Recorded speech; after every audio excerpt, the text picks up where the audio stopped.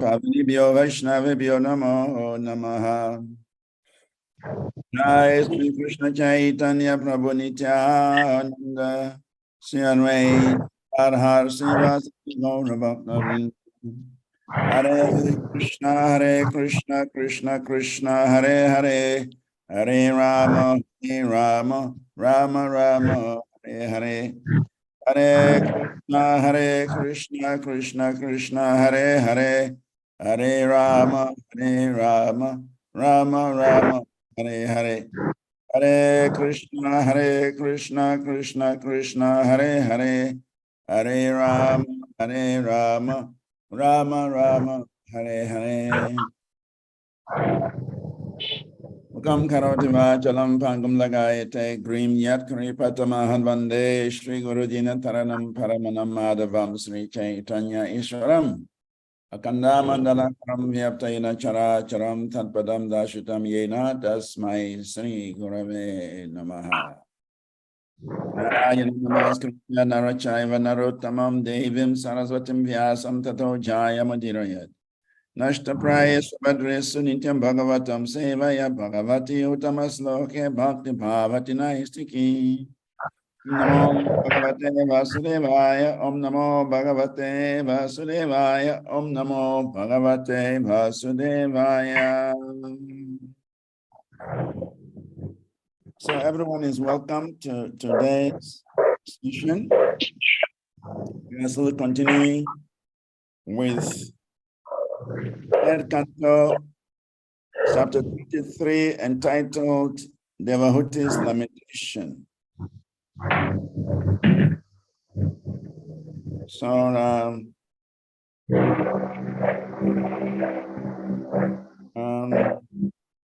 yesterday we could not Hare Krishna. Hare Krishna. Yes. Yeah, Dandava Pranam. Please, there's a noise at the Yaduna's place. Yes, a noise. Yeah, so many should noise. Mute. Yes. So we should mute. Yes. You're not speaking, you mute.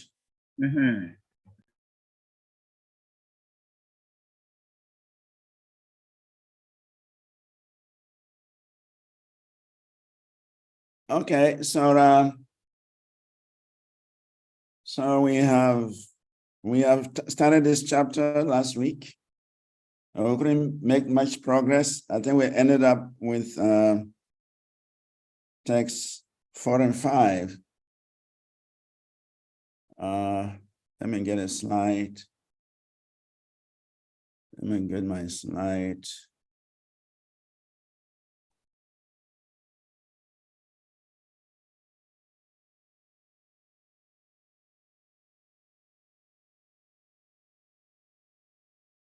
I think you have to make me a co-host, Sanika Prabhu, so I can share the slide.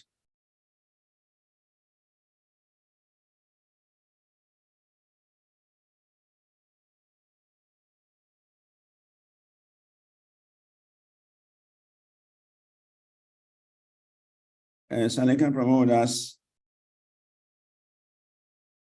has to make me a co-host so I can share the slide.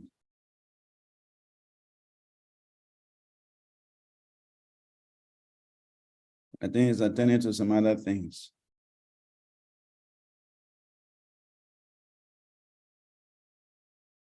Hare Krishna, Sanika Prabhu.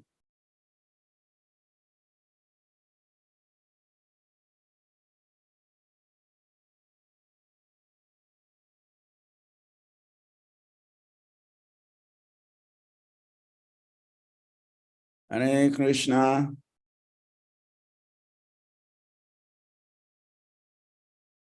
So I think we went up to text 4 and 5.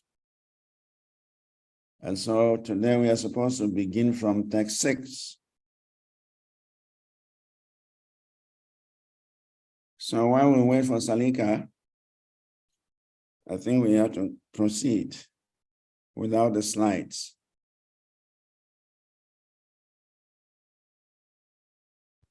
So text 6 says, Kadarma Ovacha Tustoham adya tava manavi manadaya. Shushrusaya paramaya paraya cha bhaktya. Yo dehinam ayam ativa suhirisateho. Navikshita samuchita shapitum mat arte. Translation. Kadarma Muni said, "O respectful daughter of Swayambhuva Manu, today I am very much pleased with you for your great devotion, a most excellent loving service. Since the body is so dear to embodied beings, I am astonished that you have neglected your own body to use it on my behalf." The purport says, it is indicated here that one's body is very dear, yet Devahuti was so faithful to her husband, not only did she serve him with great devotion, service, and respect, but she did not even care for her own health. That is called selfless service. It appears that Devahuti had no sense pleasure, even with her husband. Otherwise, she would not have deteriorated in health. Acting to facilitate Kadarma Muni's engagement in spiritual elevation, she continually assisted him, not caring for bodily comfort. It is the duty of a faithful, chaste wife to help her husband in every respect, especially when the husband is engaged in Krishna consciousness. In this case, the husband also amply rewarded the wife.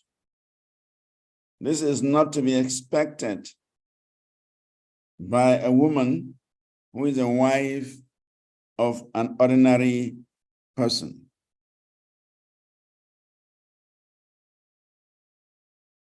So, Devahuti has so much neglected her bodily needs simply because she had to serve the husband. Devahuti had become emaciated because she neglected her bodily needs. Her whole concentration was on how to assist the husband in his devotional service. And so it is obvious that she did that at the expense of her own life.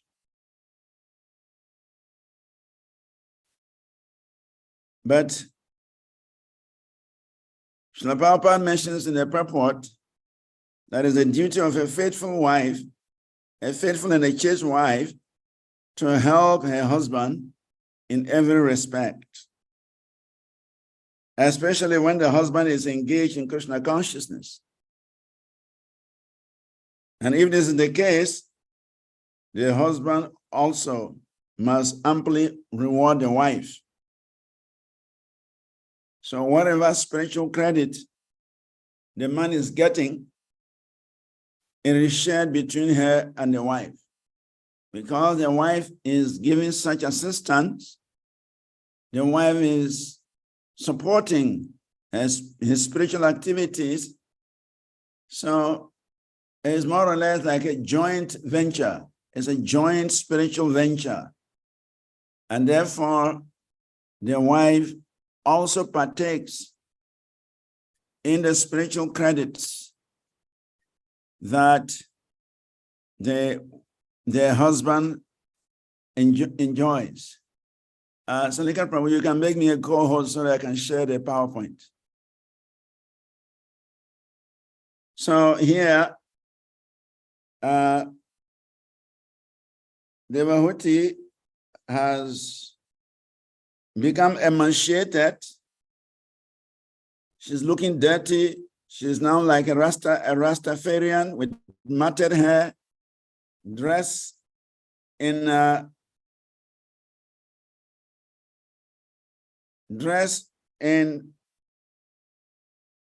forest leaves, forest dress. So her situation is very deplorable, very pathetic.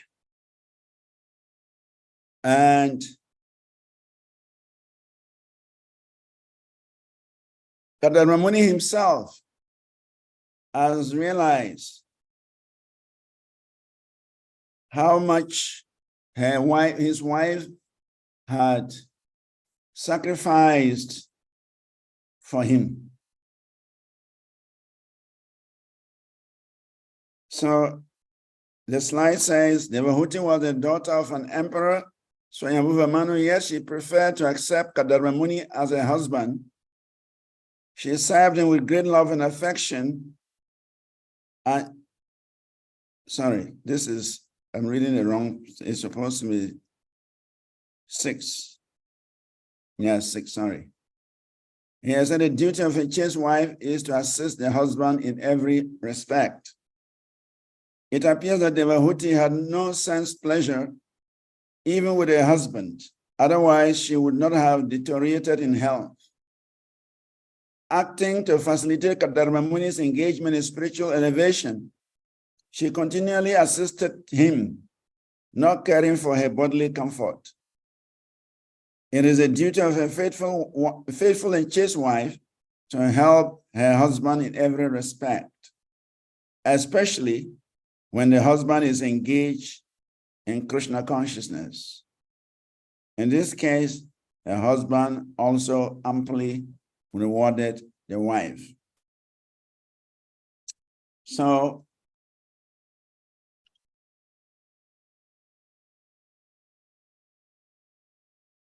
it is the duty of a wife to serve the husband. It is the duty of the wife to assist the husband. And naturally, whatever spiritual credits the husband accumulates is shared between the husband and the wife. Pativrata hana patra nama nahi laya. Tumara Krishna nama laha kun dharma hoya. It is the duty of a chaste wife devoted to her husband not to utter her husband's name, but to assist the husband in all religious principles.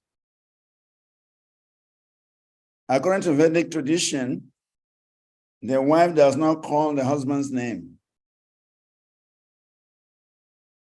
He does not address the husband by the name. But more importantly, she assists the husband in all religious duties.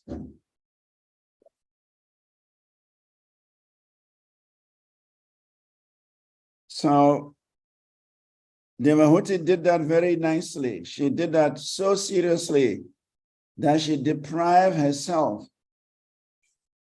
of good health. She was not eating properly. She wasn't sleeping properly. There was not any sense gratification in the forest. And she tolerated all that just to assist the husband. And so this should be the mood of a faithful and chaste wife.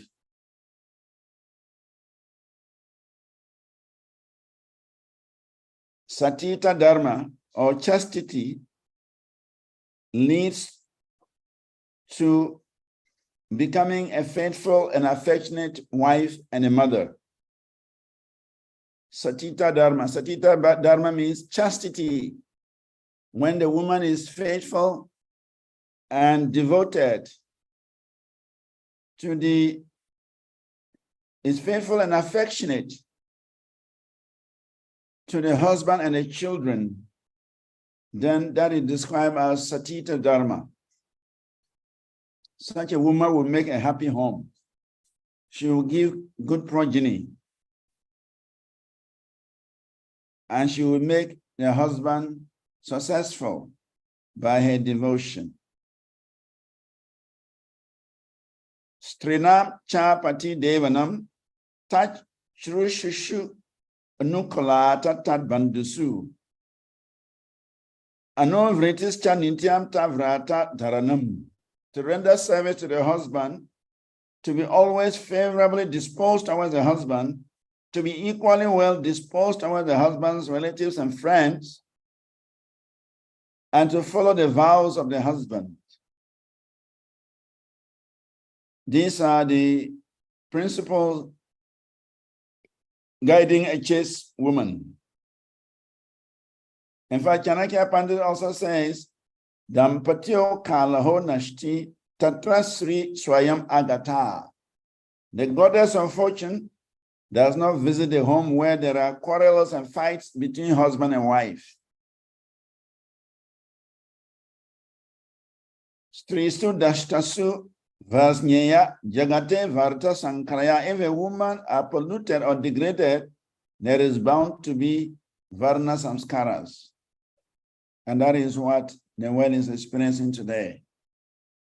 When the wife is not faithful, the wife is not devoted, the wife is not affectionate towards the husband and the children, then she is likely to become degraded.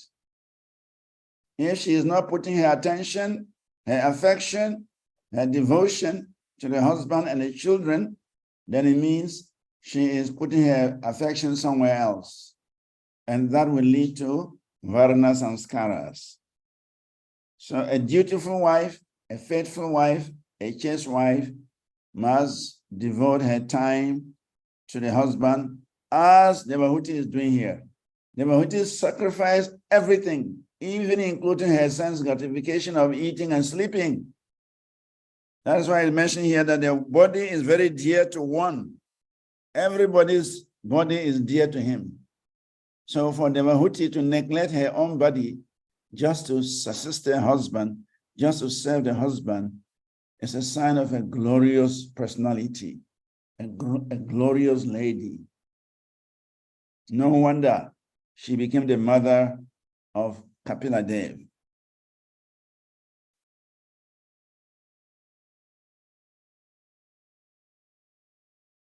If there are any comments that are welcome or questions that are welcome, otherwise we move to text 7. And text 7 is Hare Krishna. Yeah, in this session, there is so much of emphasis on the importance of the chaste woman. Yeah. And we understand that the very scriptures talked about the woman should not be left at any time. In this perspective, how do we end up having so many chaste women in the society? What are the factors that leads to so many unchaste women? Because when you don't have a chaste woman, everything is upside down. But then, how do we end up developing so many unchaste women? Well, we always attribute things to the degradation of the age. In Satya Yoga, there were hardly any varna sanskaras or degraded women that lead to varna sanskaras.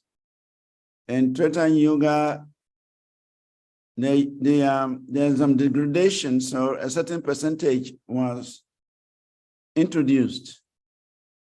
In Dwarapa Yoga, 50% of the population were irreligious, and certainly among the irreligious people, you will find that the Vedic rules and regulations are not followed, they are broken. Eventually leading to Kali Yuga, where a quarter of the population are still trying to follow the Vedic rules and regulations, still trying to follow the morals of Vedic literatures, but 75% are no more interested in following any rule and regulation. And so obviously, there will be more unchaste women, more degradation, and more varna sanskaras. So is the effect of the age that many people are degraded and they are not inclined to spiritual life. They are not inclined to follow any rules and regulations. They just want a free life. They want freedom of everything to do whatever they like. And so that has precipitated this high increase, high population of unprotected women. Also, because mankind has become degraded, so they are also promoting this, what do they call it? Women's liberation. Because when this women liberation is promoted, there will be a lot of free women out there for these degraded men, demonic men to exploit. So Srila Prabhupada even mentions that somewhere, that this women's liberation wasn't started by women.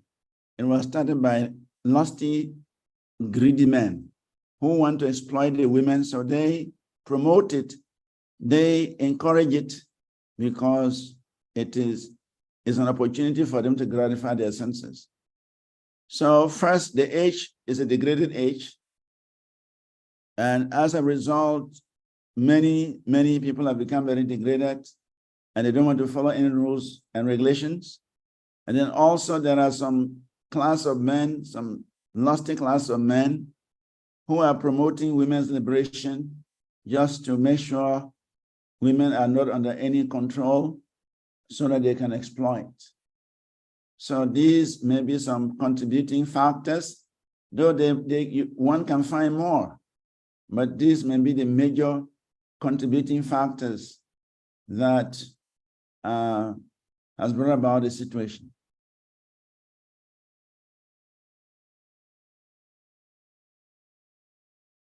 Is that okay? Okay. I was just reflecting, maybe as we go on because there are still more talks on this subject, maybe I'll ask a follow-up question so that I don't delay the class too much, but there is still certain things I wanted to clarify. All right, so as we move along, you can bring them up. Okay, Maharaj. Yeah.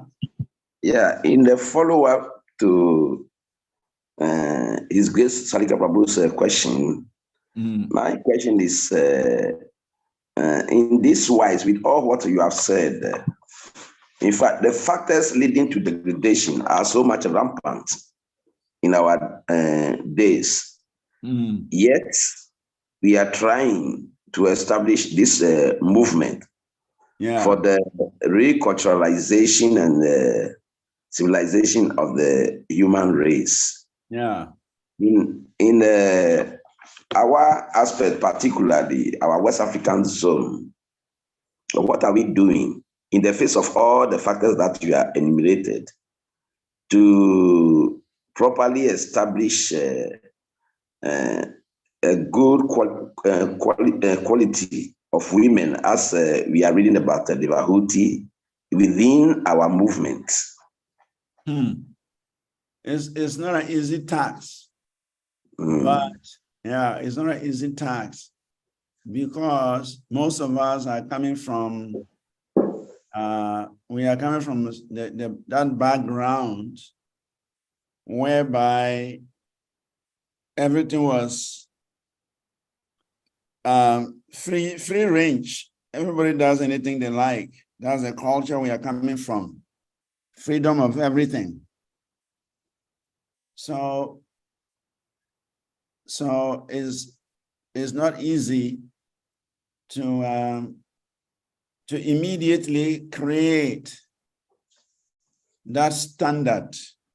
It will take some time.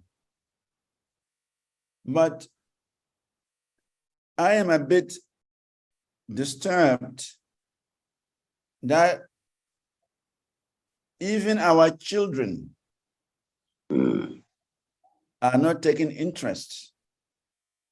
That is the general observation, that our children are not taking interest in Krishna consciousness. We, our parents, were not devotees. But somehow or the other, by Srila Prabhupada's mercy, by Sri Krishna's mercy, we have been connected to this Krishna consciousness. And our children are born in the movement. They're supposed to take this movement more seriously. And then with them, we can create the desired standard because they are born in Krishna consciousness. They have no experience of life outside of Krishna consciousness. But unfortunately, it is not the case. Our own children are they're abandoning Krishna consciousness. Some of them are becoming Christians. Some of them are becoming Muslims. Some of them are becoming atheists. They see Krishna consciousness as a too austere a movement, too restricted life, and they want to live in a free range where they can do anything and eat anything. So our children, they are not living the way they should live. Of course, we have to blame both the children and the parents, because we can say that the parents did not do enough to encourage them, to inspire them to practice Krishna consciousness. Sometimes they observe what is going on with the lives of the parents, and they're not interested.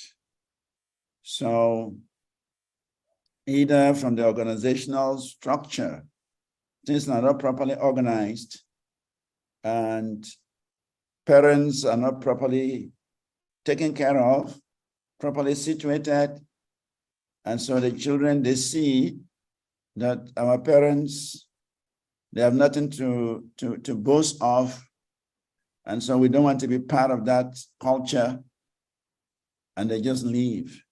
So I always say both parents and children have their share of the blame.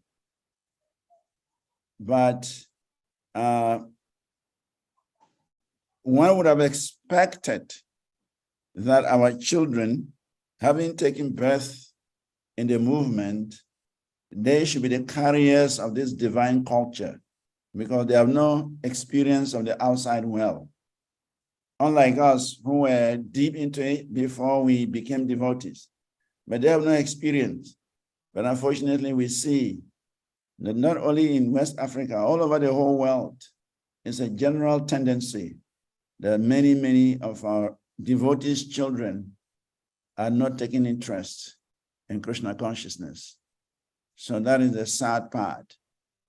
But for the adults, because they're already coming with a certain background, it's not very easy to create such a standard, except for those who are morally strong and want to follow a certain standard.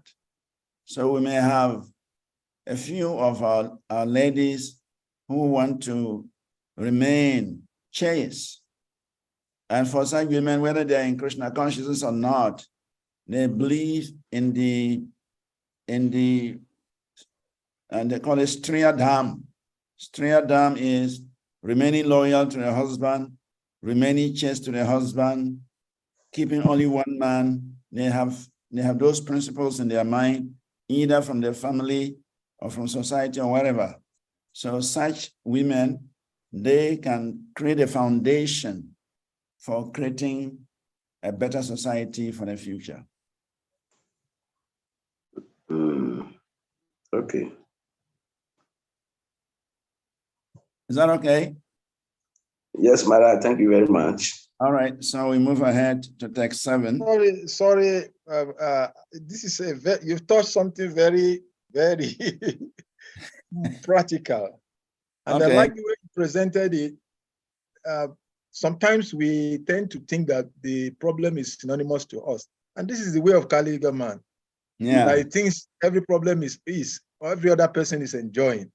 So the problem is not just us, as in International Society for Krishna Consciousness.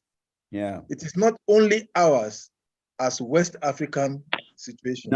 No. So it is not only ISKCON thing, because in other traditions, also in Islam, in Christianity, and many others, this trend is there. Is there. So it is not ISKCON problem only. Okay. Secondly, it is also not a West African thing. It is a Yeah. whole of ISKCON thing. That's true. And in the past, we think that, oh, this is just synonymous to us because we don't have the global perspective. Now, my question in follow-up to this explanation you've given, which is very key, is that bringing it down to our situation, that as a result of maybe probably the structure of management of things has not given so much of comfort or care, let me use the word care, to the pioneering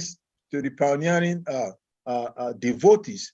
So this become a retardant to the younger generations in embracing the system. Now, my question is that we also know from the background of these very scriptures that in the 12th canto, that all of these things are natural for Kali Yuga, for them to happen. Yeah. So just like when we're answering my question, you mentioned this factor. So this age also has its own bigger factor.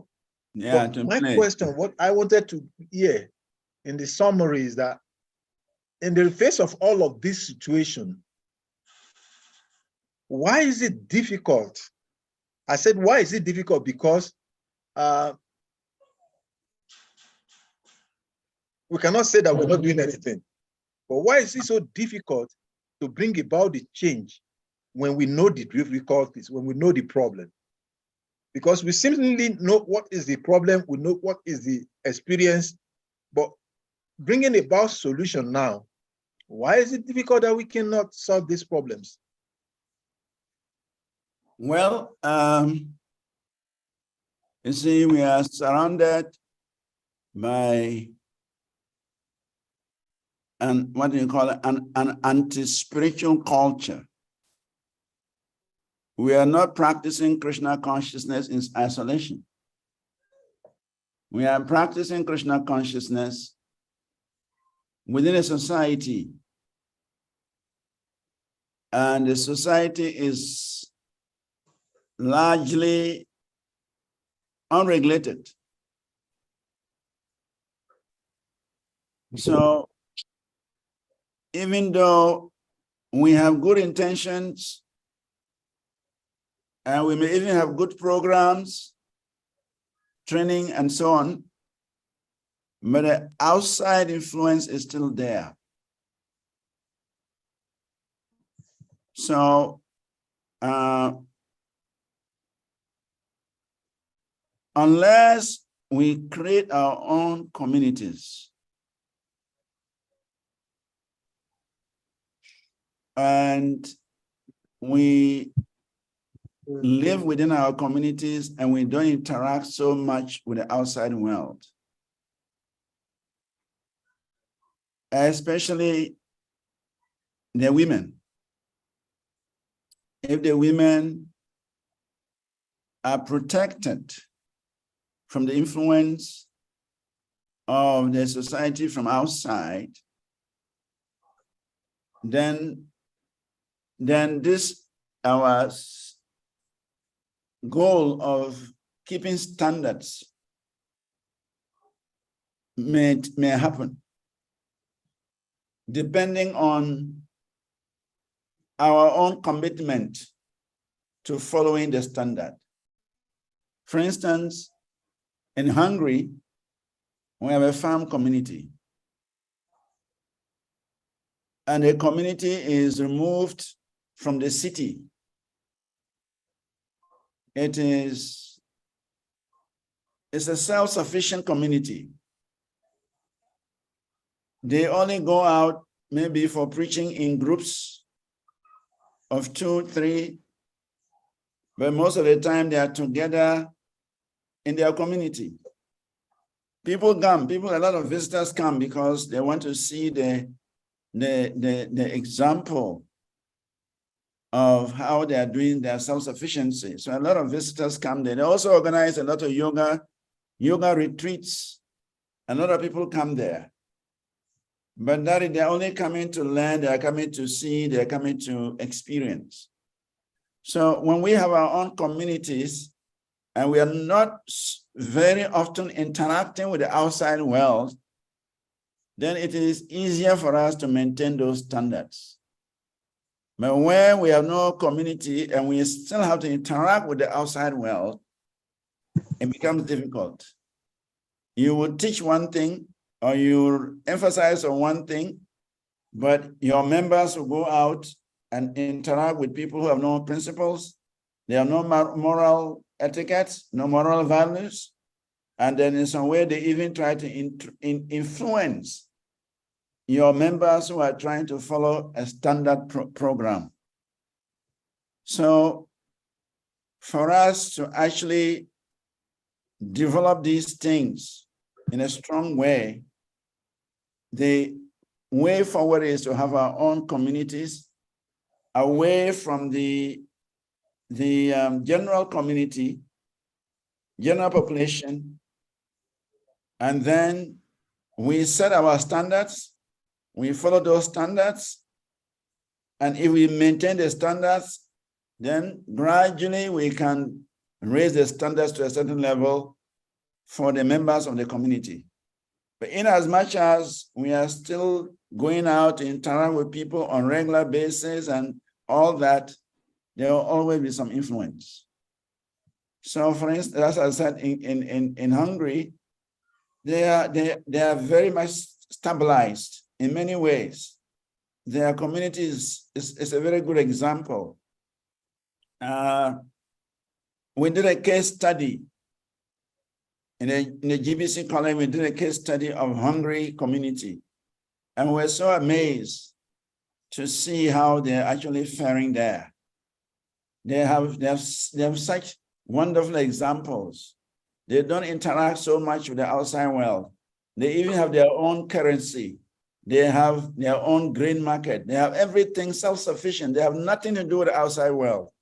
And so in that way, there is little influence from the outside world.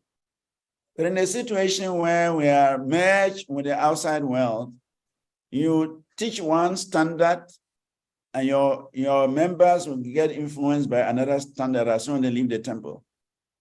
So it is difficult because of the interaction, social interaction with people who are not party to your standards, who are not interested in your standards. So it will be difficult for your own members who may want to try. So we need isolation. We need our communities where we have certain principles and every member of the community is supposed to follow. Then over a period of time, then we can establish such standards. But if you just have a temple in the city and you have some standards, yes, the standards are there, but so long as the devotees are interacting with the outside world and they are not yet fixed in their Krishna consciousness, they'll be influenced. And that we have seen. I remember back in Mafuluku, some devotees will go out and drink. Some devotees will go and smoke. And because of the location of the temple, because of the influence of the people around us. So even though you are emphasizing no illicit sex, no alcohol, no this, but the devotees, they go out and they mix with the girls in the area. They go out, they mix with the boys in the area, and they become polluted. So that factor is also there, the society's influence.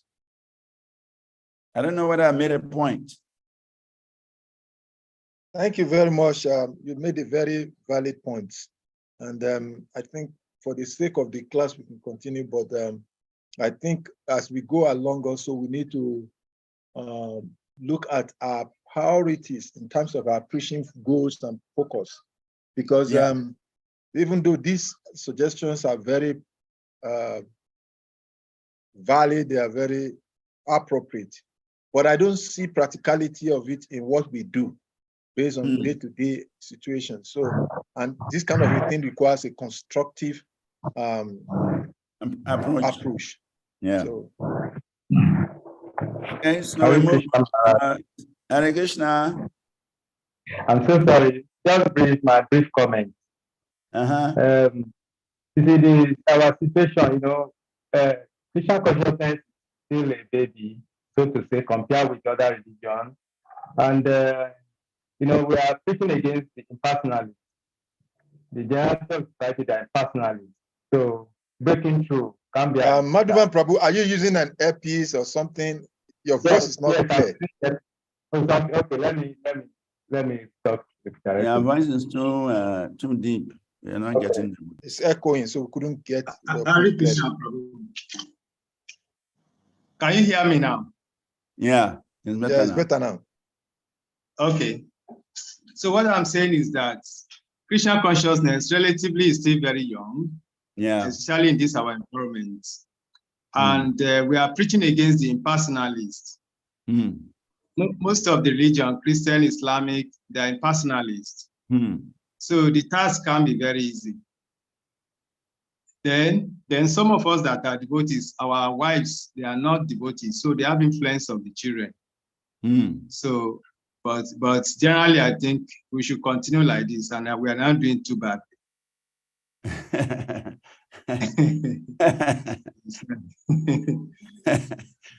Well, I agree with you to some extent. We are not doing badly. It's a consolation.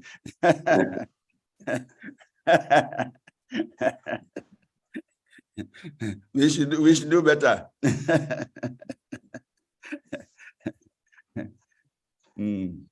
It's actually not bad. It's not like we're doing bad. It's just that the anticipation, that the expectation is that yes. Yeah, the expectation should be there so that we can come to that point where we can say that our Krishna consciousness, because it's actually like His Grace Srivas Vanacari said earlier, it's very disheartening because when you live your life in a particular way and your coming generation are opposite of that.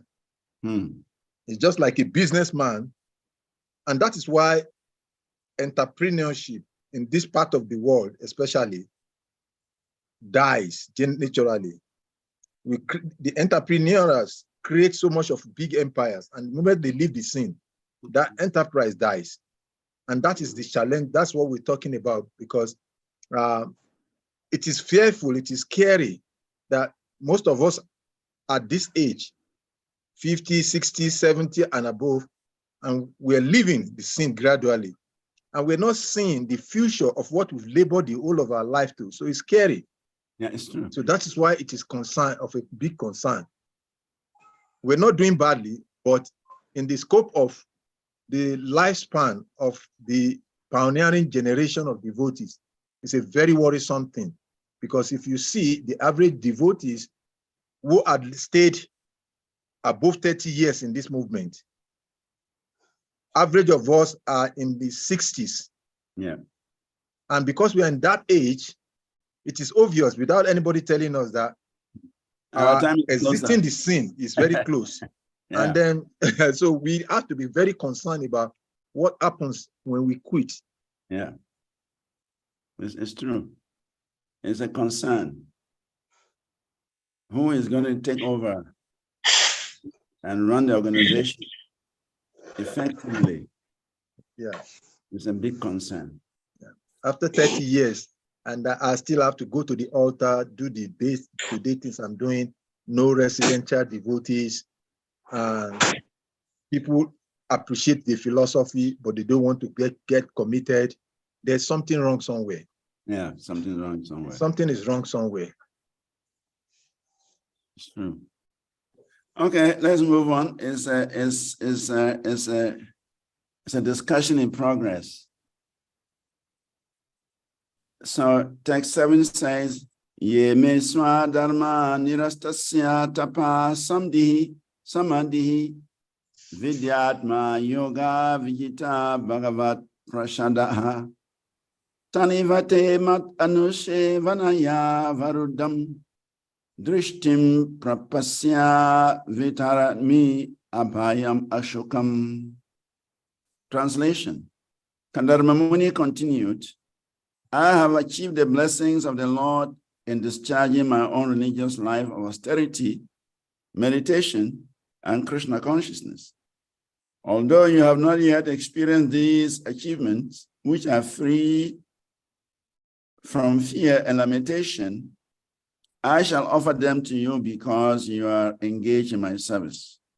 Now just look at them. I am giving you the transcendental vision to see how nice they are. This is very powerful. Yeah, very powerful. The slide says, the secret of success for a disciple or a wife.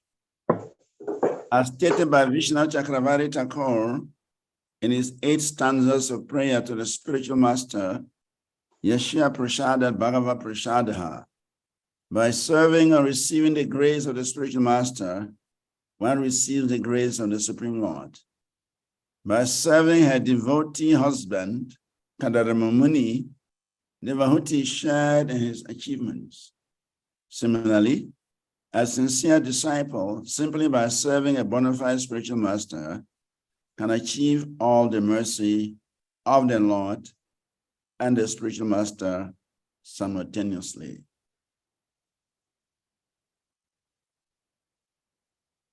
So,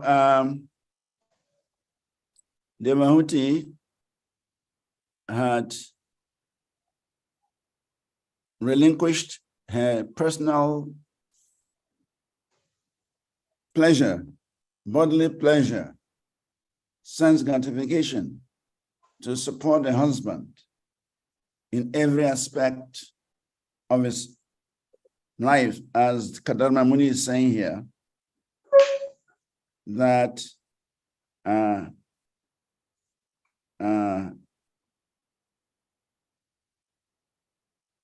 he has achieved the blessings of the Lord in discharging his religious life of austerity, meditation, and Krishna consciousness. And now he was going to share that with the wife. And he's going to give her the transcendental vision to see how nice those things are. So here the husband is put in the same position like the spiritual master, because the husband is described as Pati Guru. Husband is supposed to be the spiritual master of the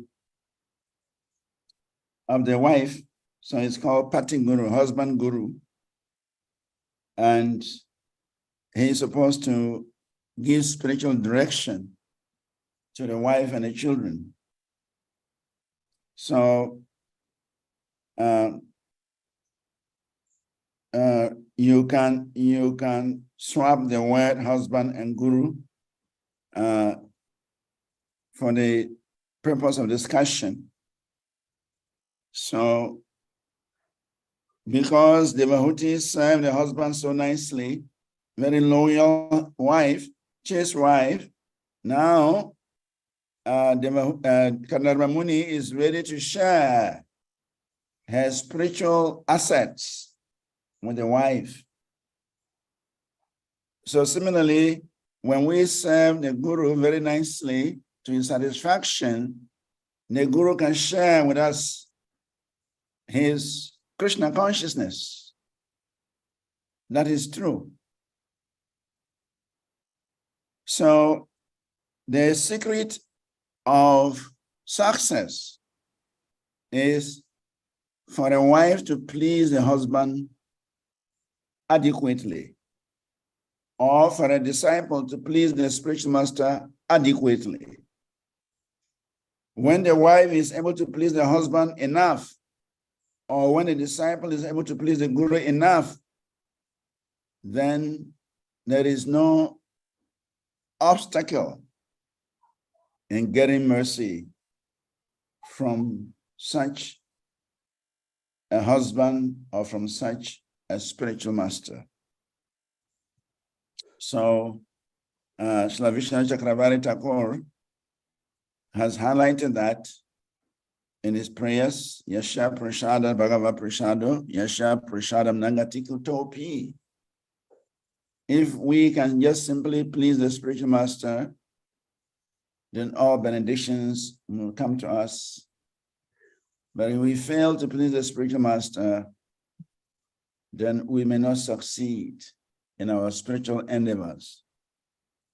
And we can see how many of Srila Prabhupada's disciples distinguish themselves by sacrificing their freedom just to carry Prabhupada's movement, to take up the preaching mission of Srila Prabhupada, and they risk their lives just to please Srila Prabhupada. And so such devotees became very glorious in the end. So it means Srila Prabhupada had blessed them with his own realizations. He has blessed them with his own Shakti. He has blessed them with his costless mercy. And as a result, they have become such outstanding Vaishnavas. So similarly, if we dedicate our lives to our spiritual master and try to please him, the spiritual master will empower us and we can do such extraordinary things. So here, the example is here for us to see. Devahuti was just a housewife, but she just followed the husband, just served the husband, just did what she could do to assist the husband. But now she's going to benefit tremendously from the relationship. The husband is going to share with her all his spiritual assets. So it is often said that whatever spiritual heights the husband achieves, the wife is also entitled to that. If the husband goes back to Goloka and the woman remains faithful to the husband, she will also attend to Goloka. Whichever spiritual destination the husband achieves, the wife is also entitled to that destination. So it's a natural sequence that by serving one's husband faithfully, or by serving the spiritual master faithfully, one will achieve the same destination or the same spiritual credits as earned by the husband. So that is the lesson we can get from this example. They said the grace of the Lord is abhaya, free from fearfulness. Everyone in the material world is full of fear because nothing is permanent. Whatever we have can be lost in one moment. Only the benediction of the Lord, Bhagavat Prasad, is never lost. It is simply to be enjoyed. One simply gains and enjoys gaining. When one achieves the grace of the Lord, the result is sarva dukkanam hanir. All distresses are destroyed. When one is in a transcendental position, one is freed from the two kinds of material disease, hankering and lamentation. The transcendental achievement is greatly valuable, that no material happiness can be compared to it. There is no comparison between matter and spirit. between material happiness and spiritual transcendental happiness. So by the grace of Kadamba Muni, devotee will experience actual realization simply by serving her husband. So for the purpose of spiritual advancement, the easiest path is to take shelter of a devotee husband, in the case of a wife, or a bona fide spiritual master, in the case of a disciple. So the devotee is so fortunate that she had such a powerful husband who is now ready to share all his spiritual credits with devotee. And I'm sure devotee must be very glad. She must be very excited that somehow or the other, she has become the wife of Kadamba Muni, and she will not regret for all the austerity she has undergone just to be able to stay with a yogi husband in the forest. So I think we have to move on. It's already 1 hour is gone. We have 1 more hour. So we're going to text 8. Somebody like to read text 8?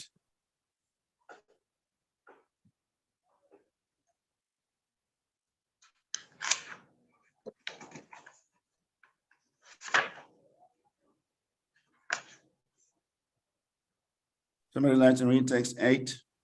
Hare Krishna. Go ahead, Prabhu. Yes.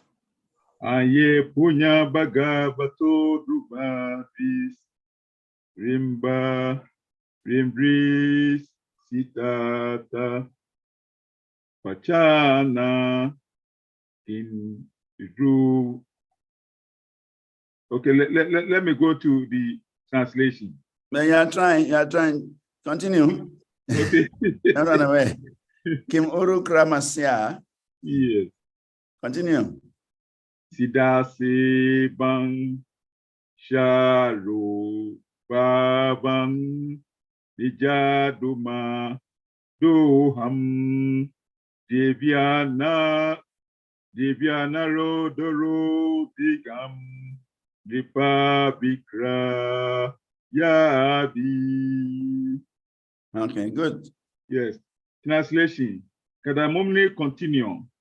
What is the use of enjoyment other than this lost grace?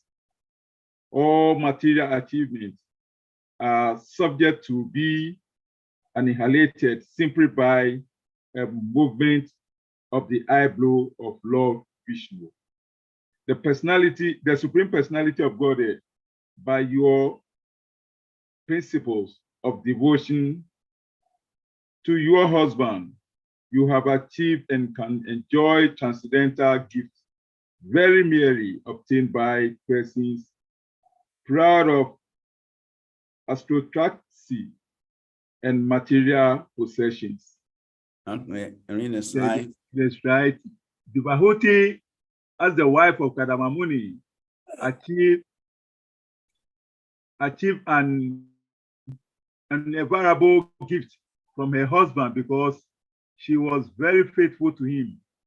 For a woman, the first principle of religious is to be faithful to her husband. If fortunately the husband is a great personality, then the combination is perfect and the life of both the wife and the husband are at once fulfilled. Hare Krishna.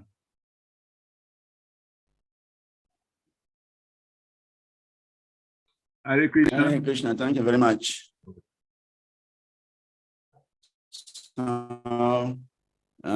Hare Krishna, thank you very much. Hearing me? Yes, please. Your voice is breaking. Am I audible? Yes, yes, I Maharaj. think it's okay. Okay. I see. Sorry. I think my internet was fluctuating. So here it says a religious duty of a woman, devotee as a wife of her husband, because she was very faithful to him. For a woman, the first principle of religion is to be faithful to her husband. If fortunately the husband is a great personality, then the combination is perfect. And then the lives of both the wife and the husband are at once fulfilled. So in the 10th canto, it is said, Bhartu Srushushanam Strinam Paro Dharmo Hi Amaya Tadbandunam Cha Kalyanaha Prajanam Chanuposhanam. The highest religious duty for a woman is to sincerely serve the husband, behave well toward her. So this is the first duty of a woman, to sincerely and very devotedly serve the husband. And she has to behave very favorably toward the family of the husband, and she must equally take care of the children.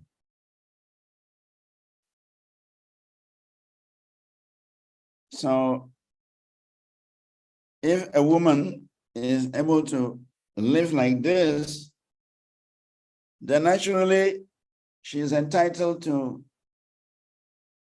the credits that the husband accumulates in his spiritual activities. As it has been stated here by Kandarma Muni, if the wife is faithful, loyal, serviceable, and committed, then naturally whatever credits the husband has accumulated from his spiritual activities is shared between the husband and wife.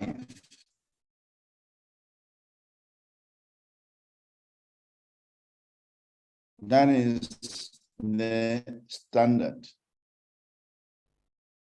So, according to Sri Chaitanya Mahaprabhu, the achievement of human life is to achieve the grace of the Lord. Prema Pumato Mahan. To achieve love for Godhead is the highest perfection of human life.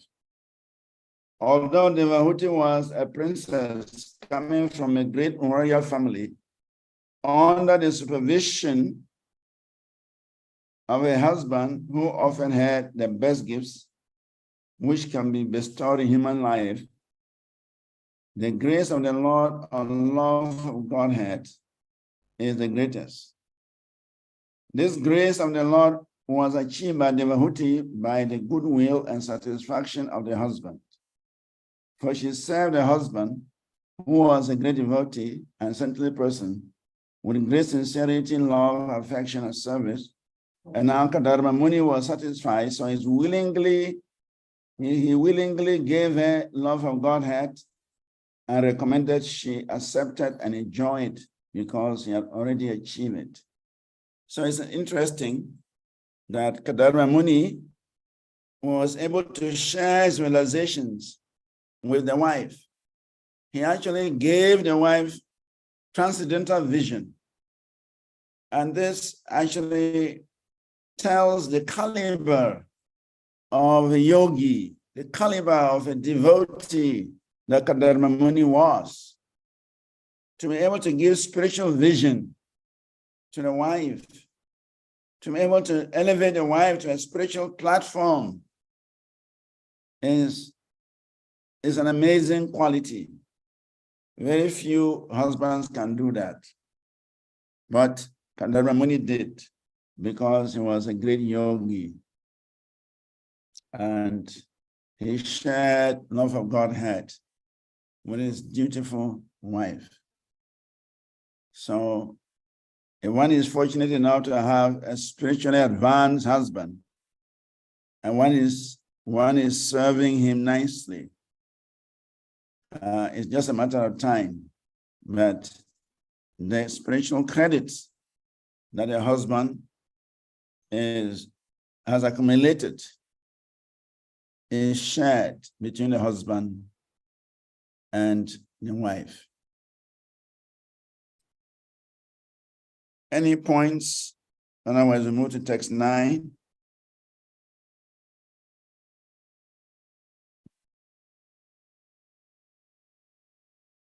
Somebody can read 9.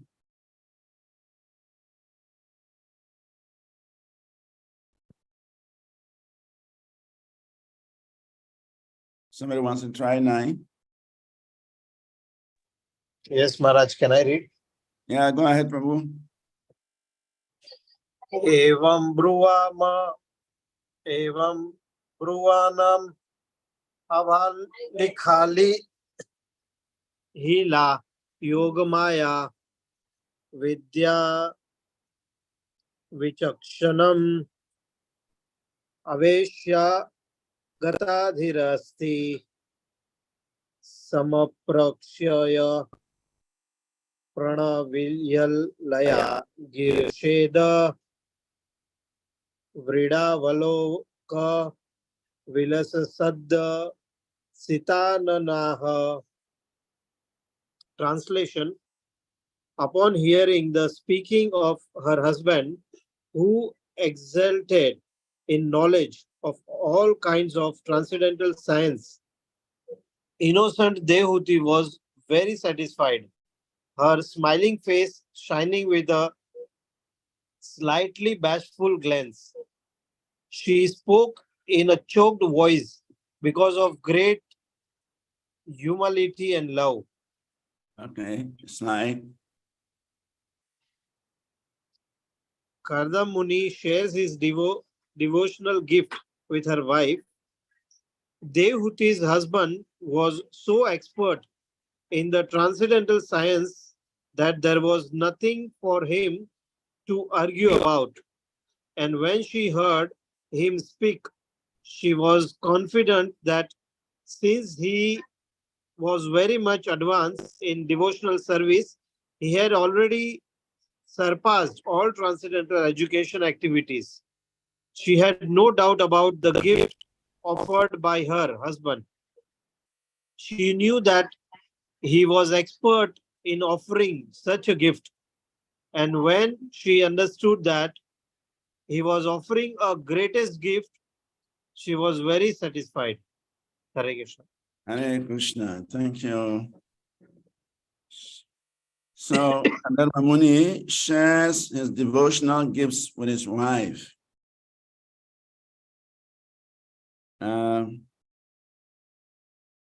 Because Karda Muni is satisfied with the contribution of the wife. He is satisfied with the behavior of the wife. He is satisfied with the dedication of the wife. So he is ready to share his spiritual gifts with the wife. And Devahuti is so happy to receive such transcendental gifts. So this is a reciprocal relationship. The wife serves the husband nicely, and the husband shares his spiritual realization with the wife. So this is the way forward in a Grihastha ashram. The wife serves the husband, assists the husband, and then the husband shares spiritual credit with the wife.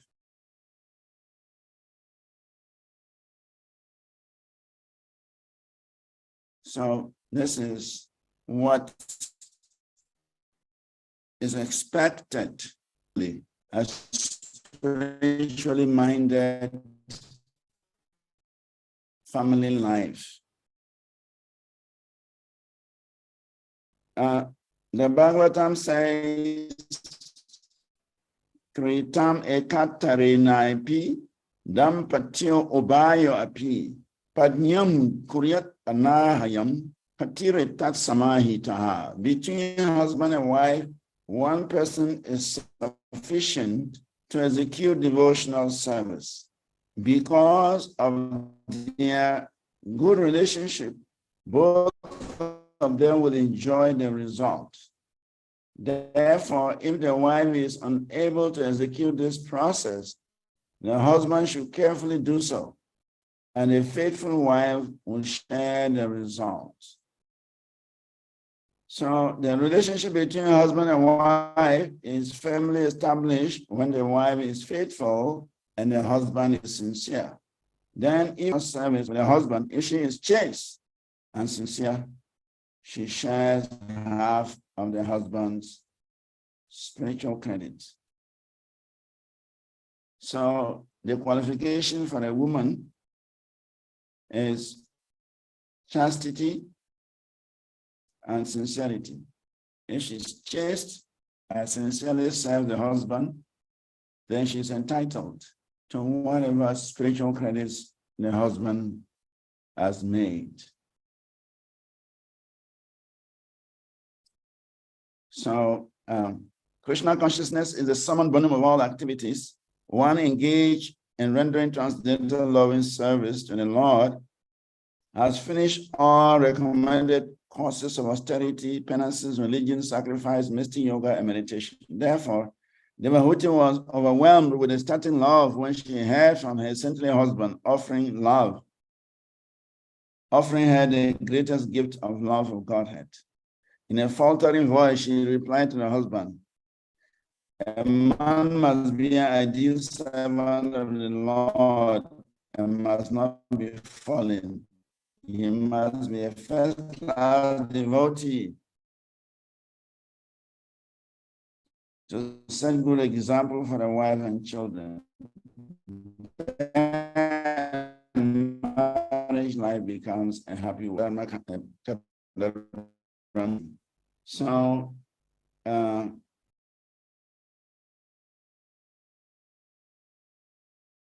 if the man is not falling, proper rice. If the man is falling,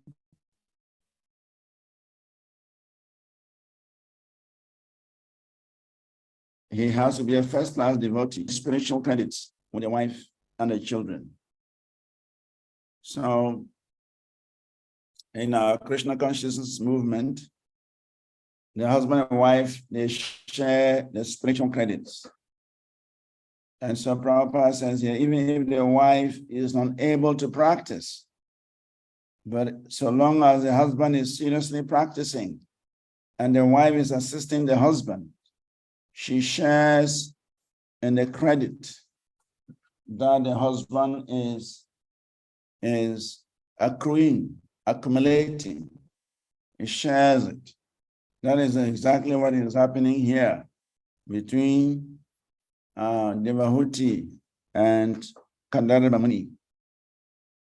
So it's a transcendental contract that so long as the wife is faithful, so long as the wife is sincere, and the husband is a good devotee, they will all benefit from that relationship. And so here it is said that Devahuti, she was very satisfied with the gifts that the husband is giving her. Who will not be satisfied? Which woman will not be satisfied if the husband is giving her love of Godhead? She will be satisfied. Because that's the ultimate goal. Barash. So, yeah, Hare Krishna. Yes. Yeah. I want to make a little comment. Practically. That's a question or comment. Okay. Yeah, a comment. Practically, Hare Krishna. Hare Krishna. All right, go ahead. Practically, in comparison, Yeah, I'm hearing you. In comparison to Hare Krishna. in comparison to our modern day woman race, I see Devahuti completely exceptional.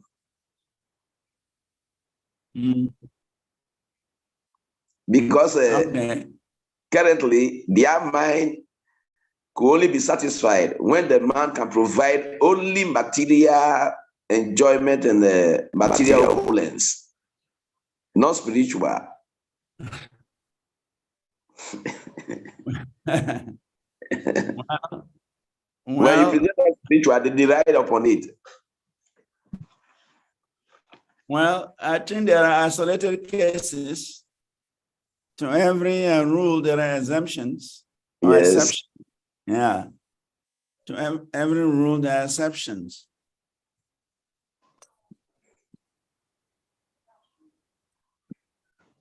So,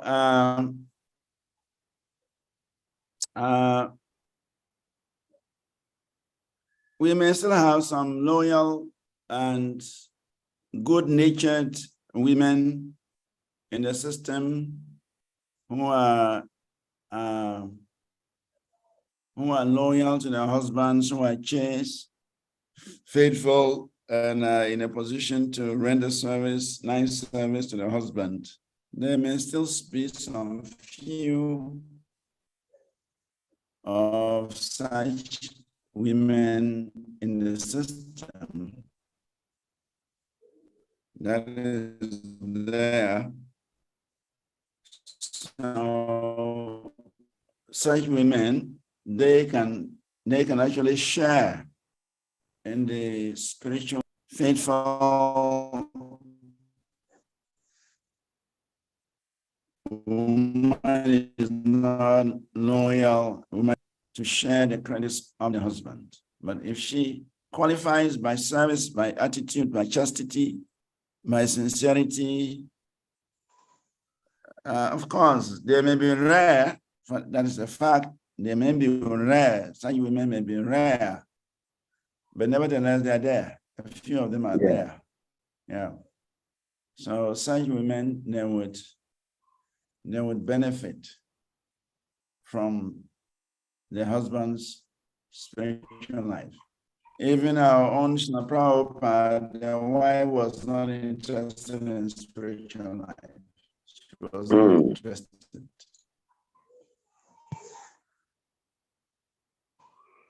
And could we consider it that Devahuti has been a royal a source of frustration for Prabhupada? Princess.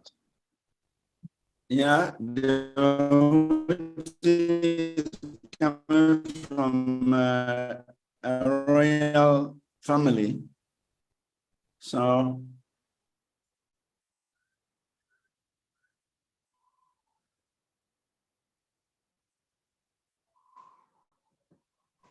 is your internet freezing or what? I'm not hearing you again. Mine is freezing. Yes, yours was breaking, but now it seems to be a little bit stable. Okay, so I was saying that it may be difficult to find, but they're there. So such people, they will benefit from the husband's spiritual activities, for sure. And that's the principle. Otherwise, Shukadeva Goswami will not be saying this, and Sutta Goswami will not be repeating the same thing. Yeah, so we are in the age of Kali, so everything is degraded. Yeah. But surely there will still be some isolated cases of chaste women, sincere servants, loyal wives, and so such women are entitled to the spiritual credits of the husband. Yeah.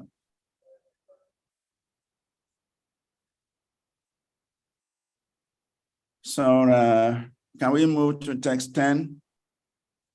Time is us. Text 10 says, Devahuti Uvacha Devahuti Uvacha Radambata Dvija Vrishata Amoga Yoga Maya Dipatrai Vimotat Avamitai Samaya Sakrit Angasango Bhuya Garyasi Guna Pravasava Satinam. Translation, Sri Devahuti said, "My dear husband, O best of the Brahmanas, I know that you have achieved perfection and are the master of all infallible mystic powers, because you are under the protection of Yogamaya, the transcendental nature. But you once made a promise that our bodily union should now fulfill, since children are a great quality for a chaste woman who has a glorious husband." Slide says the greatest ambition of a woman. Both Kadarma Muni and Devahuti were spiritually enlightened. Therefore, she desired from the beginning that first she be pregnant and then she be empowered with the achievement of God's grace and love of God. For a woman, it is a great ambition to have a son of the same quality as a highly qualified husband. Since she had the opportunity to have Kandara Muni as her husband, she also desired to have a child by bodily union. So it's a natural tendency, natural proclivity of a woman to desire children. It's natural. A woman actually wants to see her own offsprings, and she will remain unhappy until she has her own children. So even though Devahuti is a spiritually minded lady, being addressed as Yoga Lakshana, expert in yoga practice, but still that desire of nursing her own children was too strong in her heart. So when the husband promised her all these spiritual gifts, she was happy about it, but he still insisted that, my dear husband, yes, your spiritual gifts are great. Yes, I would love to experience them, but don't forget, you have promised me that we're going to have a union, and from that union, some children will come. So don't only give me spiritual gifts and go away, you also have to give me some children, because when you go away, I'll be left alone, and who will take care of me? Who will give me companionship? So therefore, it is said that it's the duty of the husband to leave a son with a wife, and the son represents the father, so that that son will now become the protector of the mother and will now become the companion of the mother.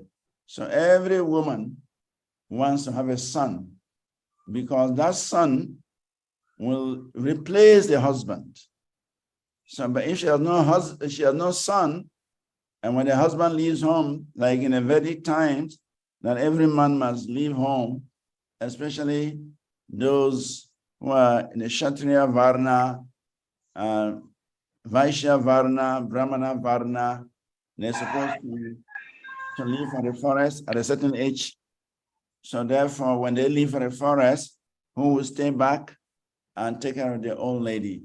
So every woman wanted to have a son who will replace the husband when she's old and when the husband leaves home.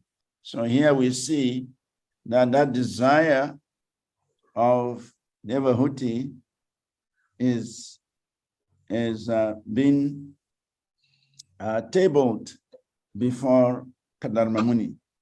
So the scripture says, Pandita Vidanga Yuva Dana Danya Vaham Sata Sata Putra Habe Shirayo Mati Manam Sata Sata Putra Habe.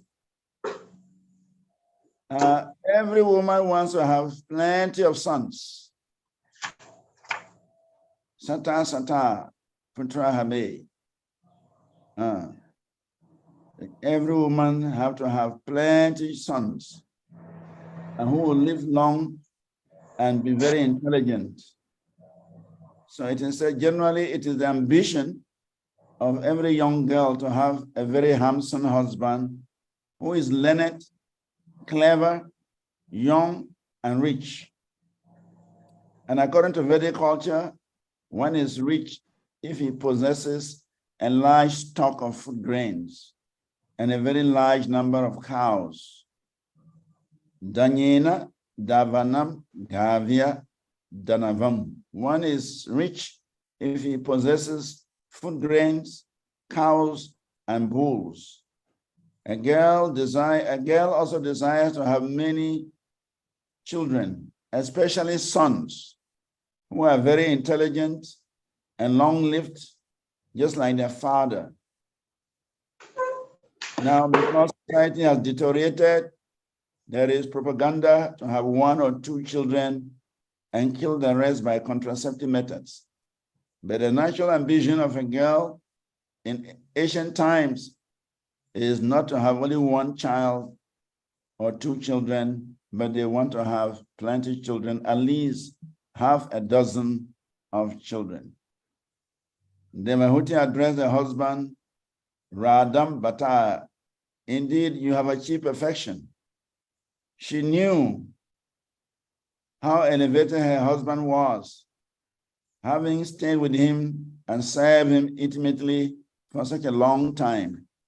He could understand his spiritual position. She knew that her husband was under the shelter of Yogamaya, the spiritual energy of the Lord. As Krishna himself mentions, Mahatmanastu mam prartha daivim prakritim asritaha. That my devotees are under the divine protection of the Daivi Prakriti, the spiritual energy. Kadama Muni was a great soul and was under the spiritual energy of the Lord. He was directly connected with Krishna. Actually, the Lord even came before him. The Lord manifested before Kadarma Muni. It was the Lord whom Kadarma Muni approached and made a request for a suitable wife.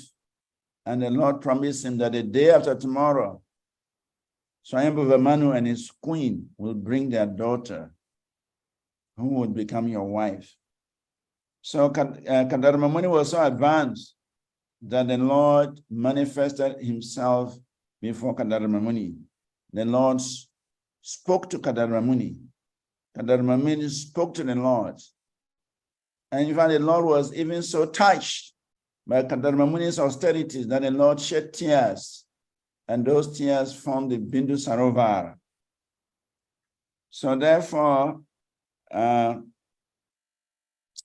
Devahuti understood the spiritual position of her husband. There's no doubt about it. But she desired to have sons, to have children, because that's the nature of a woman. No woman wants to go without children. She wants to have her own children. She wants to nurse her own children. She wants to feel motherly.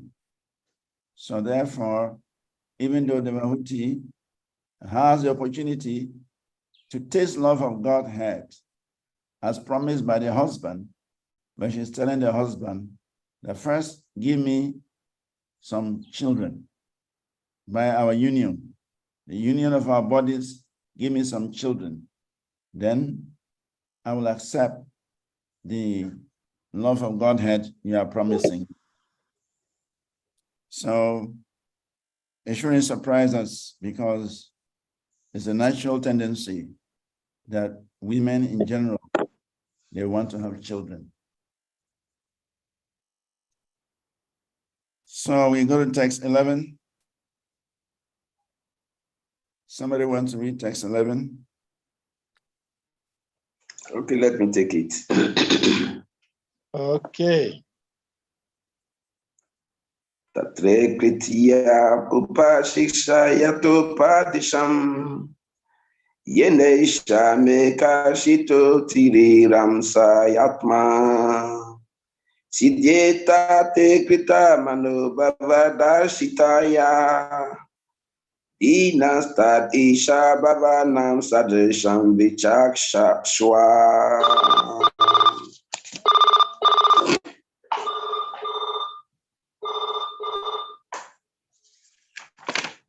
The slide. No, translation. Translation. Yeah. The Bhakti continued. My dear Lord, I am struck by excited emotion for you. Therefore, kindly make what arrangements must be made according to the scriptures so that my skinny body, emaciated through unsatisfied passion, may be rendered fit for you. Also, my Lord, please think of a suitable house for this purpose. And the slide. Sexual intercourse in which the husband is attracted to the wife is sure to produce a male child. The sexual intercourse based on attraction of the wife for the husband may produce a girl. That is mentioned in the Ayurveda. When the passion of the woman is greater, there is a chance of a girl's being born. When the passion of the man is greater, then there is the possibility of a son. Hare Krishna. Hare Krishna. So this is the science of sex psychology. And that is reference from the Ayurveda. I think there is also, there is another scripture, I think it's called Sarira, Linga Sarira or something. Linga Sarira. They also talks about the subtle transactions that happens at the time of sex in order to determine the gender of the child, whether he's going to be a boy or a girl. So modern science attributes to, a very mechanistic method of what they call genealogy, or not genealogy,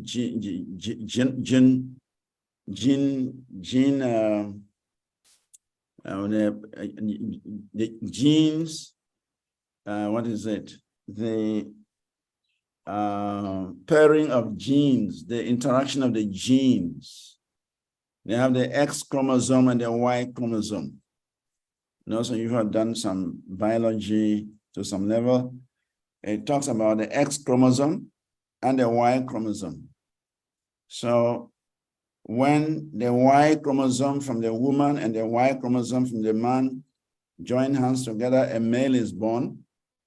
And when the X chromosome of the man and the X chromosome of the woman meet together, a female is born. So that is a mechanistic approach.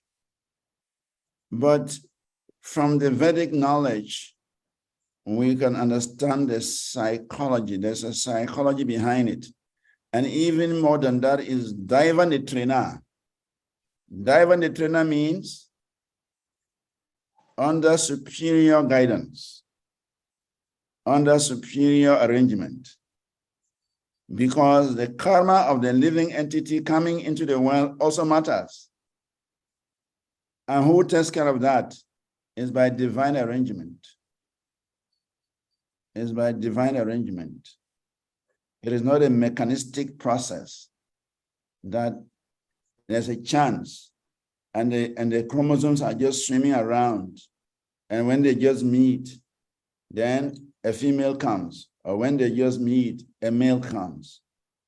So there is a very deep science concerning male or female child. Of course, here it says when the woman's passions are greater, the child is likely to be a female. And when the man's passions are greater, there are every chance that the child will be male. So, but we can also attribute to the child which is coming.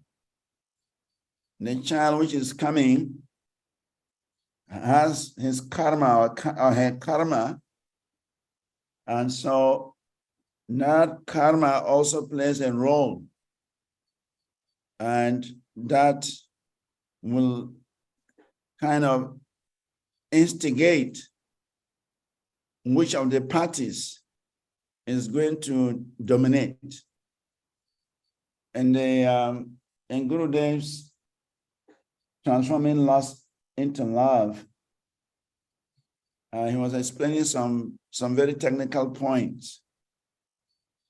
How sometimes even a saintly man becomes attracted to a woman because the soul that is coming may have a mission connected to some saintly activities, and therefore he needs a saintly blood or a saintly seed to enter the material world. So Gurudev explains that the force of the soul coming can influence the saintly person or can induce the saintly person to lose God.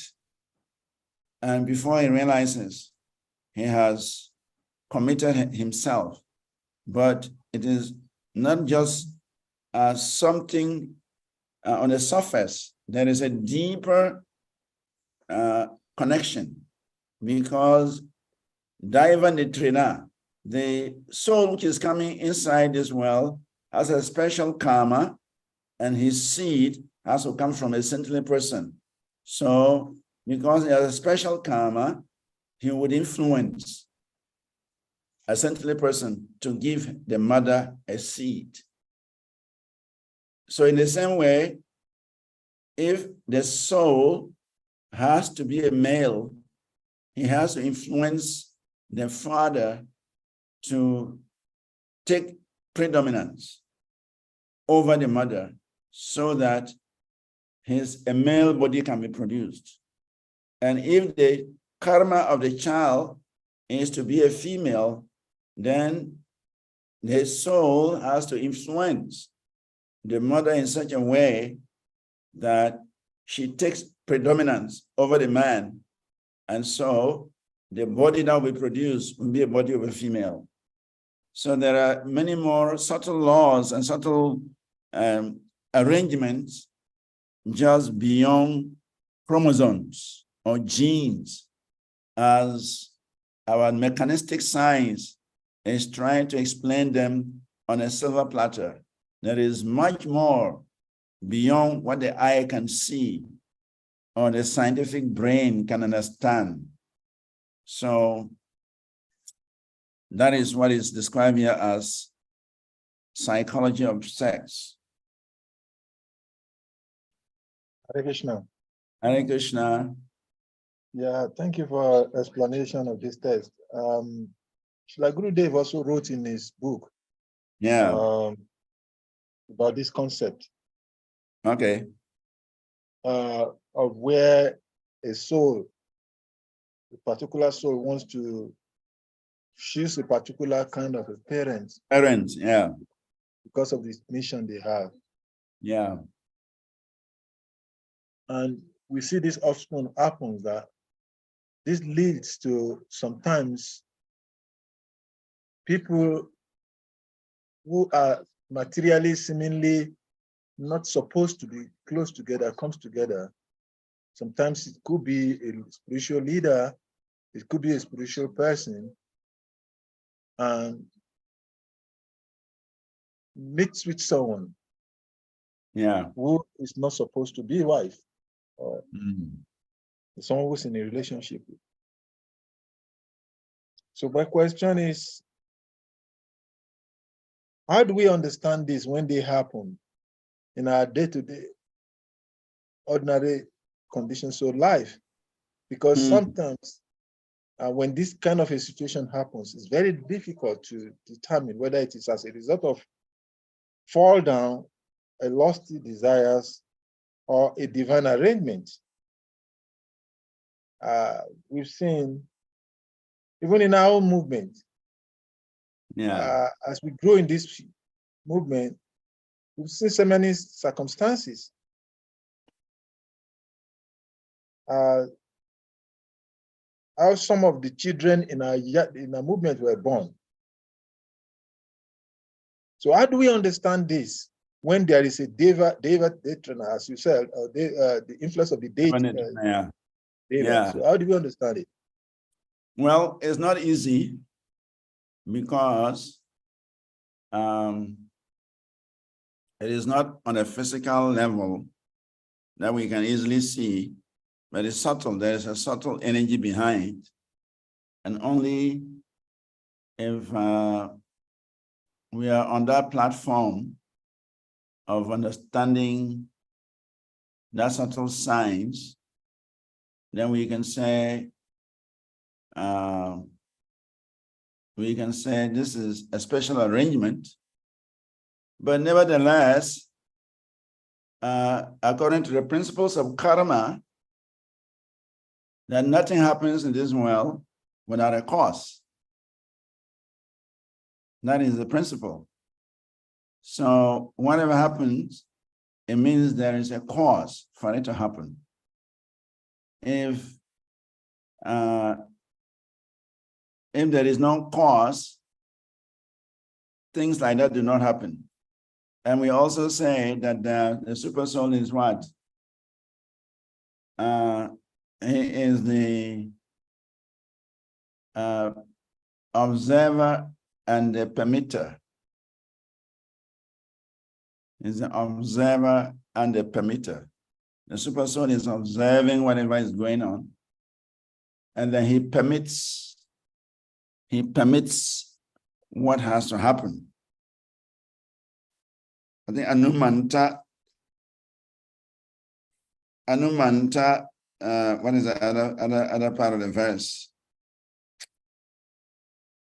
Krishna is talking about it in the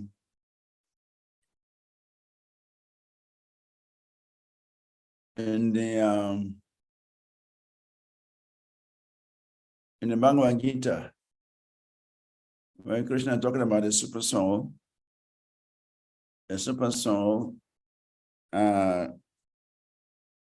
A super soul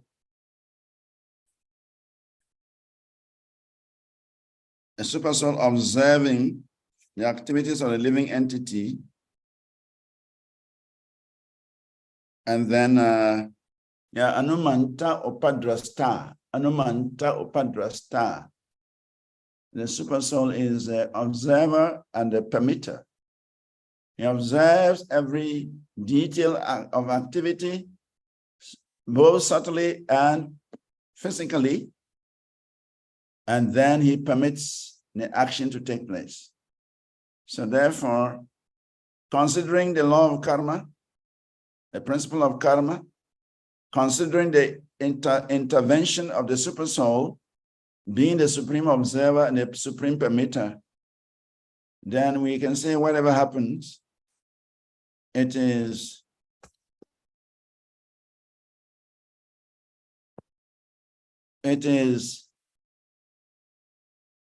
it is by superior arrangement.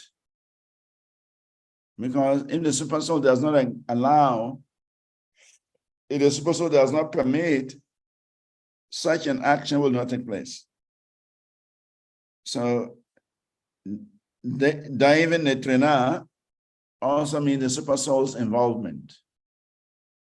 Divine arrangement, actually, the super soul is the one directing the affairs. Where you're going to take your birth, what body you're going to get to correspond to the type of karma you have. The super soul, he is the one supplying the information. His many super soul, the Yamaraj work with the super soul, and Lord Brahma works with the super soul. It's the super soul that tells Brahma which type of body is needed for a particular soul. Because we were living in a previous life before the annihilation, and then when the annihilation came, we were withdrawn. Now we are coming back to another creation, and we have to continue from where we left off. So in the super soul, that tells Brahma, guides Brahma, the specific bodies each and every living entity requires. Similarly, when Yamaraj is to judge the souls, the super soul furnishes him with all the details, because the super soul is there with us 24 hours.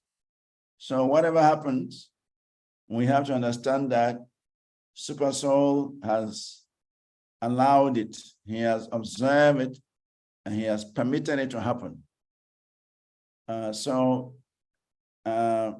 But it's difficult for us from our physical level to pass judgment that this is a divinely arranged situation and this is a fall down.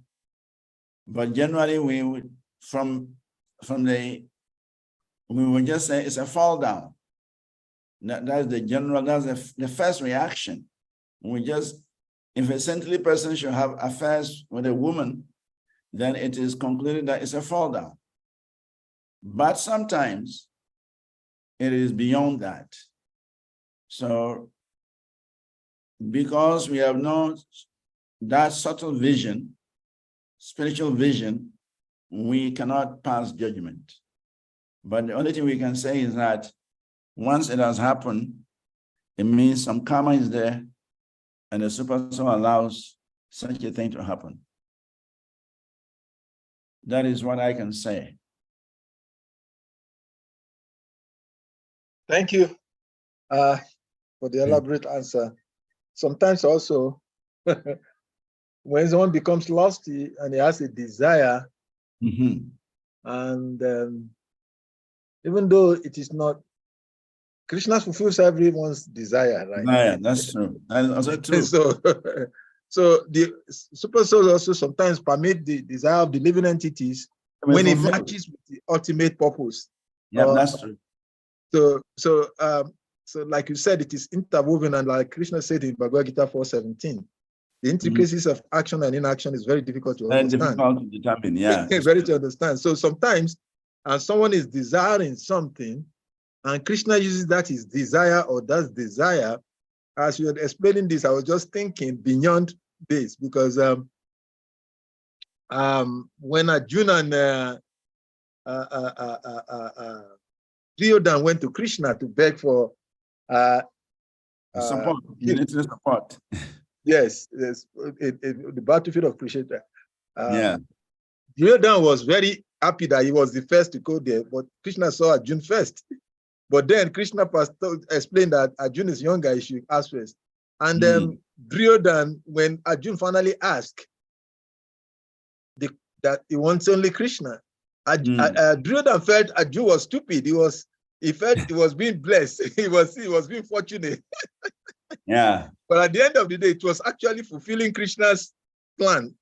Yeah. That he will be with Arjuna for the purpose of establishing Dharma. So sometimes the living is desiring, so it's very difficult to actually explain how Krishna works through all of this. Yeah, it's difficult.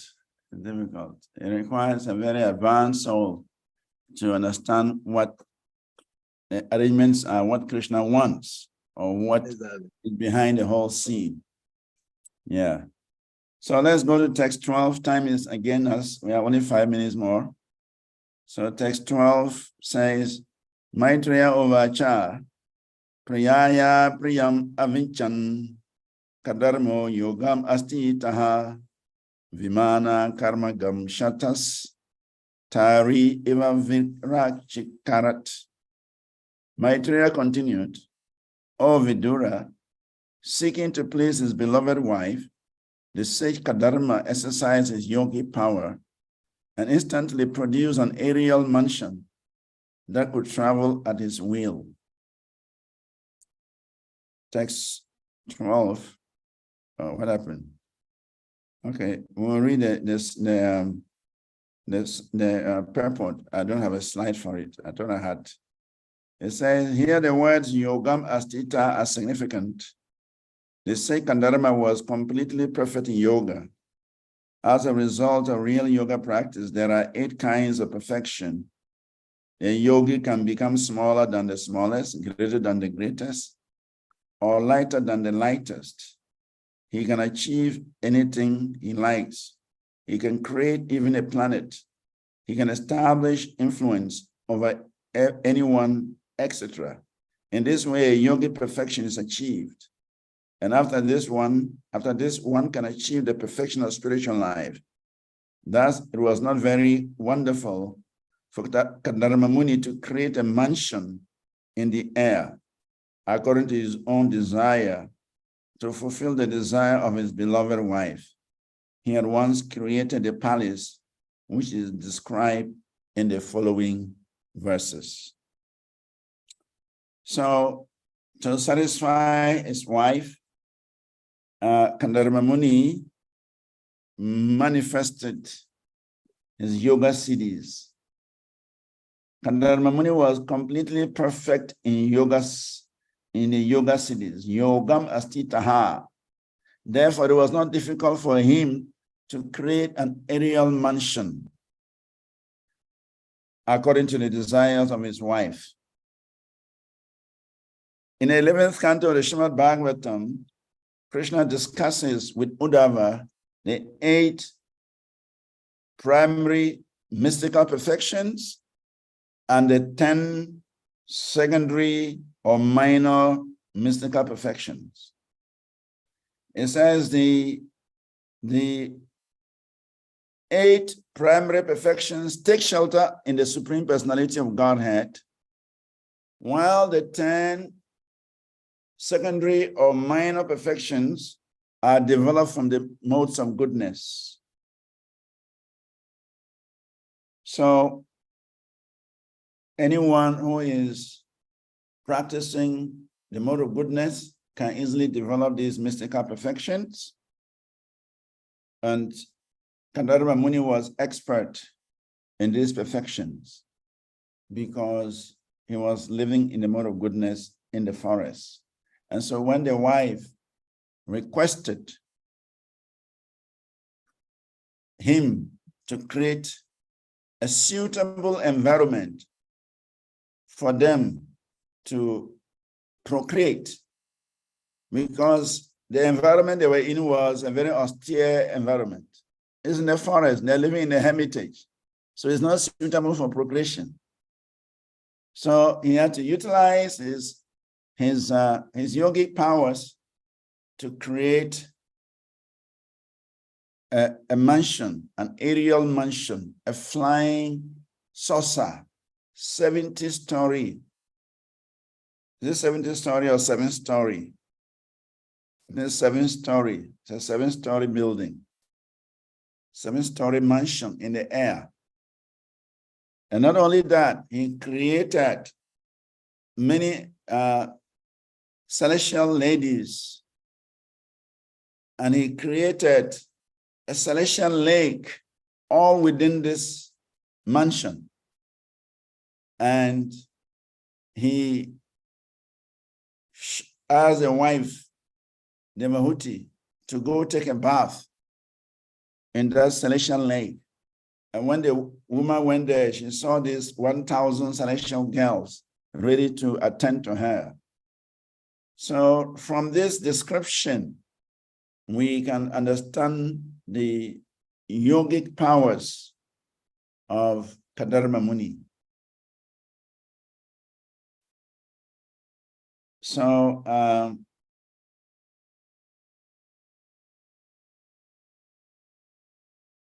pure devotee like Kadarma Muni automatically receives from the Lord such wonderful potencies to execute his devotional service. And in addition to that, he also had these yogi perfections. So for a pure devotee, it is said that he does not need to actually develop these yogi powers separately. If one becomes a pure devotee of the Lord gives you these yogi powers as a bonus. So Kadarma Muni was a great yogi, a great devotee, and that is why Lord Vishnu came before him. Lord Vishnu appeared before him. Lord Vishnu engaged in a conversation with Kadarma Muni. So therefore, these yogi powers was a bonus because Kadarma Muni was a great devotee of the Lord. And now he is using them to satisfy his wife. So that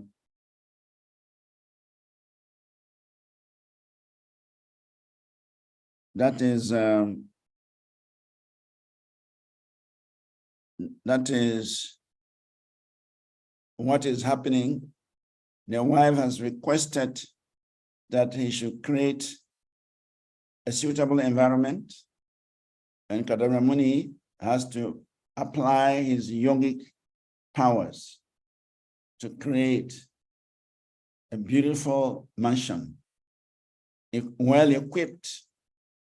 So in the next verses, there is an exercise that normally in a classroom environment, we group the students into various groups.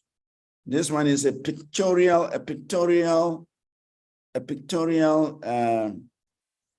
description of the mystical manifestations of Kadarma Muni's yogic powers.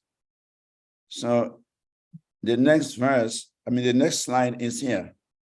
Group exercise. Group A, Group B, Group C.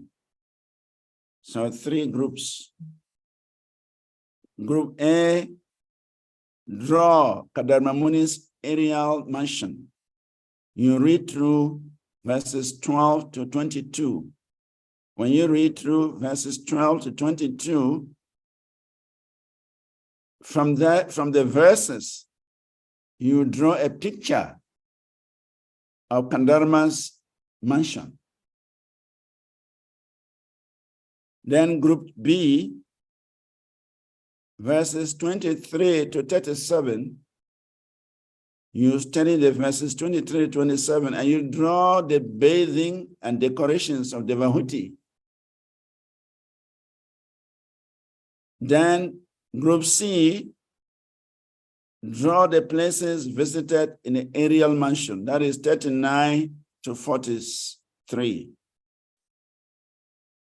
And each group is supposed to spend 10 minutes to show us their pictures and explain certain aspect of the pictures for us. Normally in the classroom environment, when we get to this point, we divide the class into ABC, groups ABC, and then each one will move to a different part of the classroom. Some may even leave the classroom and find some other place. And then we provide drawing papers, we provide markers, we provide all facilities for them to bring us a picture. So it's a way of memorizing, it's a way of internalizing the picture that is being described in these verses. So, but is here we are not in a classroom, we are in a virtual classroom. So I don't know, how do we do this? Yeah, it is possible though. The only challenge is because the number of students on this section is very small. Yeah. And despite that, they are not regular attending classes also. So this is where we have the challenge. Like today, we started with 5, 4 initially, then 5, but now we are only 4 of us.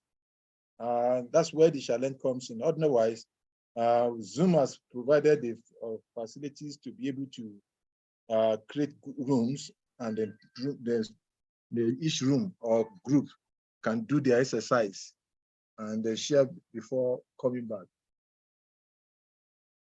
Well, so what I'll do is that since our time is already exhausted, can we give it as a home assignment so that on your own time, you just go through these verses and draw a picture with some notes. And then next Saturday, we can do a presentation.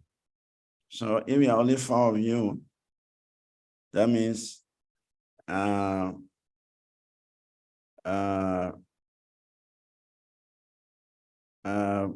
will take number 1. 1 will take number 2. 2 will take A group, 1 will take B group, and 1 will take C group. And you work on it over the week, and then next Saturday, we do our presentation. Is that possible? Yeah, it's possible. We have to do it what we have. Yeah, we do what we have. So I don't know who wants to take group A, who wants to take group B, who wants to take group C.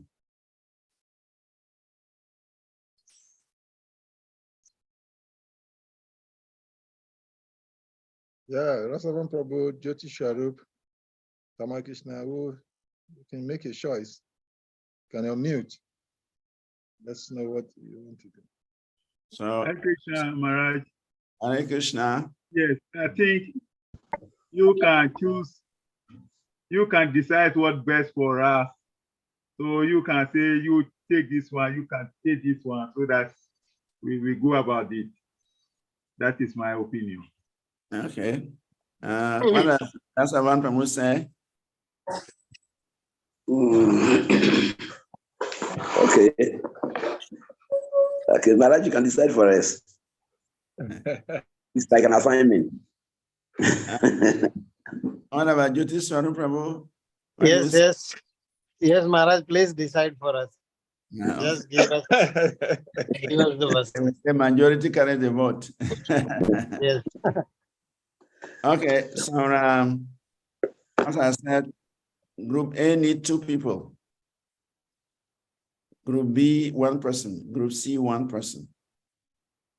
So I don't know which of you are close together that can do the group A. They will need 2 people together to sit together and draw it. So those of you who are close, I don't know whether Rasavan Prabhu and Tamar Krishna Prabhu can take group A, because sometimes they are together in one place. Okay. Okay, and then group B, maybe Salika Prabhu can take group B, and then Jyoti Swarup can take group C. Okay, So Maharaj. Yeah, written Well, if what is his name? The other devotee from Ibadan. Madhuvan is interested. You can communicate with him, Salika Prabhu. He can join you in doing group B. And he can join you in doing group B. Then yeah, I can ask him. Maybe Chitakiti also can come on board. Yeah, if Chitakiti is also interested, maybe he can join group C. Jyoti Swarup. Yeah, so 2, 2, 2, 2. We can do like that. So you have to go through the verses, you have to read them. As you are reading, you are drawing. It's a drawing experience. You are reproducing what you are reading from the verses. And it also helps you to figure out, to think of the whole manifestations. And then you make some points, because when you are going to present, you must explain what is here, what is here, what is here. You must explain the different parts of your drawing, what it signifies, what is there, and so on, like that. So I think we'll end here with this exercise, and then next Saturday, that'll be the first thing we'll do before we continue with the rest of the class. Hare Krishna. So, Hare Krishna. Hare Krishna. Thank you. Next week we'll go back to the usual time. Yes. Yeah. Saturday we'll go back to usual time. Is it 9 to 11? Yes, 9 to 11 your time. 10 Okay. to 12 my time. Your time. Okay. So now let us all have open our mic. Is it 9 to 11 or 8 to? Mantra. No, 8 because there's Bhakti Shastri class. So we are from 9 to 11. Okay. Okay. Yeah. All right. Hare Krishna, Hare Krishna, Krishna Krishna, Hare Hare Hare, Hare Rama, Hare Rama, Rama Rama, Hare Hare. Jai Vanta Kalpataru,